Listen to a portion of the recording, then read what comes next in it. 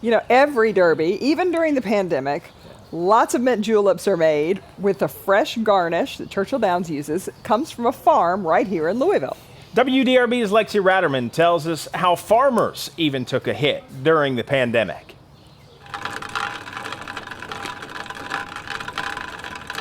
The smell of mint is in the air, which means the Kentucky Derby is right around the corner. And for Nelson Family Agriculture, there's always something to do. We're always busy, but it's never quite this full throttle. that means it's go time. Full of cutting, bundling, boxing, and dunking.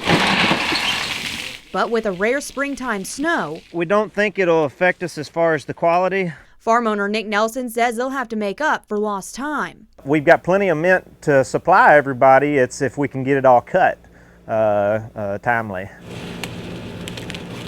It might pinch us a little bit, but we'll make it happen. It might take some late nights to make it happen. During a typical year, just before Derby, this fridge would be packed to the brim at times with mint. This year, while it is better than last, the pandemic still has mint orders for the farm down. I think the track will be down for sure, but it looks like Kroger's and all of them are maybe preparing for some more home parties. Nelson is headed into his 17th Derby on the farm. It's his first as owner of it, though. That is, if you don't count last year's Derby in September. Either way, he's used to sending out thousands of pounds of mint for the first Saturday every May. We're definitely down. Like I said, we're looking at about half of normal year on the orders. Nelson says the pandemic and a smaller Derby crowd is not only affecting his orders, but also his crop, as he had even fewer orders last year.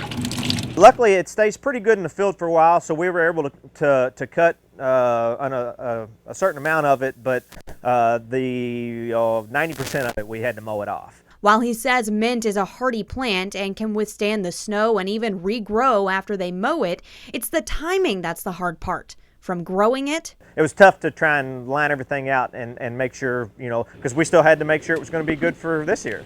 to harvesting it. Most of it's all still done by hand. It takes a lot of time. You can kind of see the amount of work it takes just to get a dozen. There's a whole lot goes into it. So whether you have a mint julep from the track or a homemade one with that special sprig of Kentucky mint, Nelson, who spends hours on the farm making sure it's perfect, has one message. We want them to drink more. In Louisville, Lexi Ratterman, WDRB News. We've all been joking about how mint will just grow like crazy. If you have a mint plant 3 doors down, you'll eventually have mint. I have a mini mint farm in my backyard. You didn't One of my intend planter to. boxes. No, I planted it last year. Voluntarily came up this year, and I'm telling you what, it is exploding. So It's if you there need to some mint, stay. just come on over to the house, Candace. I can hook you up.